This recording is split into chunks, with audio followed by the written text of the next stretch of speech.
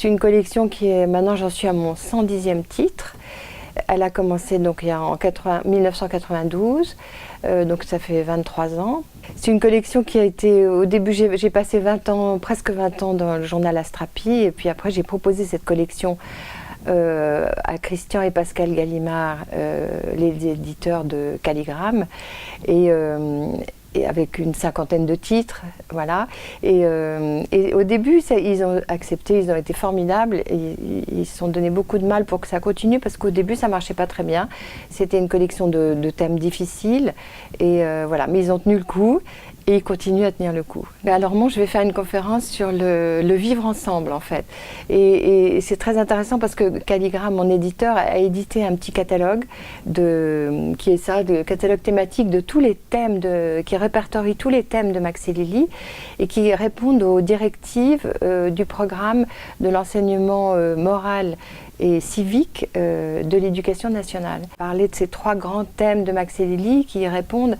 Le premier, c'est la culture de la sensibilité des émotions, savoir être reconnu, savoir dire ce qu'on ressent, avoir une bonne estime de soi, parce que je pense qu'il faut commencer par être bien avec soi-même pour être bien avec les autres. Par exemple, Max se trouve nul ou Max embête les filles.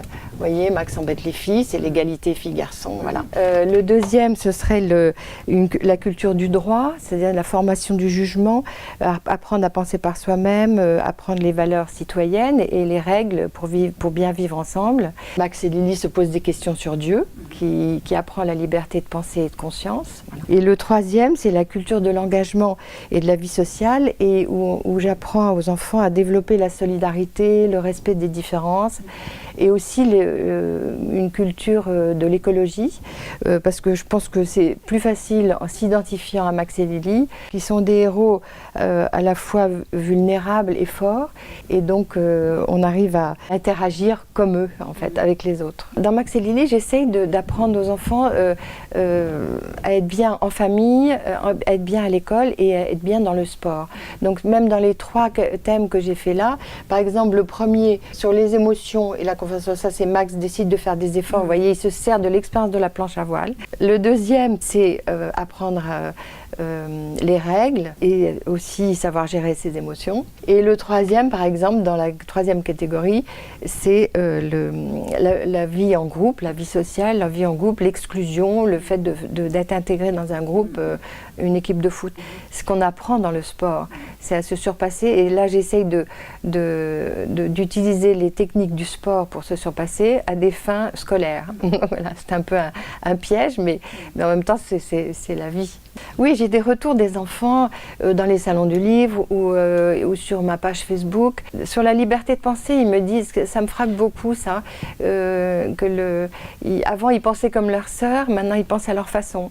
Donc voilà, ça leur donne une autonomie de pensée et puis que ça leur parle de la vraie vie, des choses dont on n'ose pas souvent leur parler, comme de quelque chose de grave.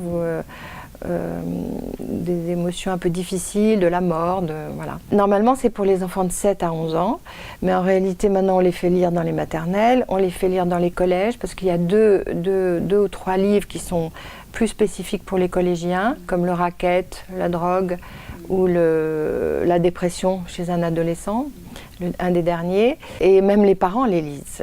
Ils les lisent dans les librairies, dans les supermarchés, un peu en cachette.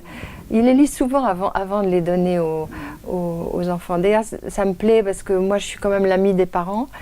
Avant, j'étais comme une maman qui avait le temps d'écrire. Maintenant, je suis un peu comme une grand-mère parce qu'il y a du temps qui est passé. Donc maintenant, je suis un peu comme une grand-mère. Je suis la grand-mère de la famille, en fait, maintenant. Avant, j'étais la copine de la mère, qui avait un peu plus de temps que la mère, pour expliquer aux enfants la vie, la vraie vie.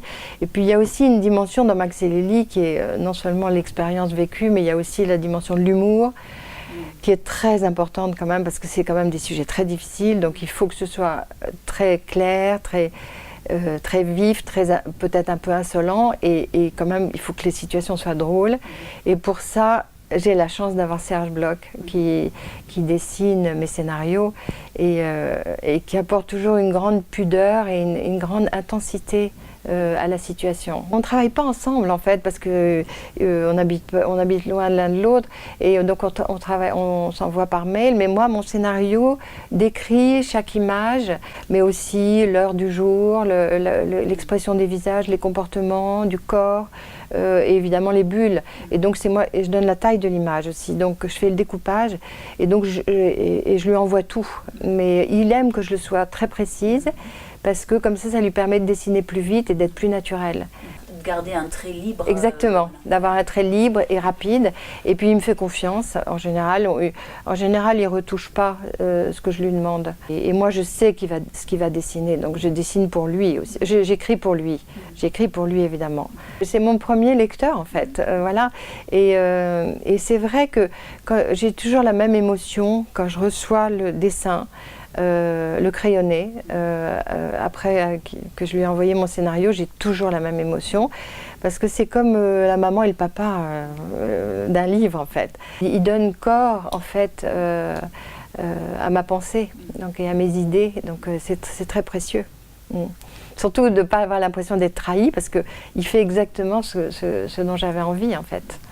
En fait, j'essaye de peindre l'humaine condition dont parlait Montaigne. Je crois que toute vie mérite d'être racontée, toute vie est exemplaire, comme celle de Max et Lily, qui est une vie d'enfant ordinaire dans une famille ordinaire, et qui j'espère, est universelle. Et c'est vrai qu'il y a une maman, Angela Bay voilée, qui est venue un jour en me disant « Moi, vous savez, Dominique, je suis exactement comme Barbara, la mère de Max et Lily. » Donc ça m'a fait plaisir parce que je me suis dit que les sentiments étaient universels. Mais c'est vrai que dans les livres de Max et Lily, j'essaie de défendre les valeurs auxquelles je crois. Parce que je suis quand même vieille maintenant, donc j'ai un peu de bouteille.